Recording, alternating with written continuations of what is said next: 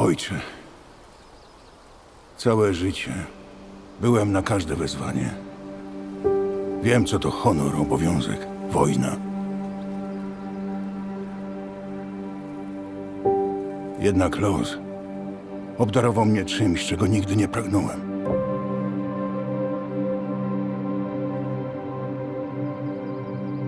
Dzieckiem. Istotą nietkniętą przez burzę.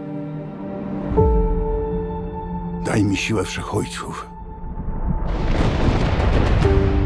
żebym jeszcze raz stanął do walki, pokonał jeszcze tego wroga, a potem wrócił do domu, do niej. Nie jako wojownik, ale jako ojciec, który pokaże jej nie bitwy, ale ciszę, jakiej sam nigdy nie zaznał. Błagam, ojcze, usłysz me słowa.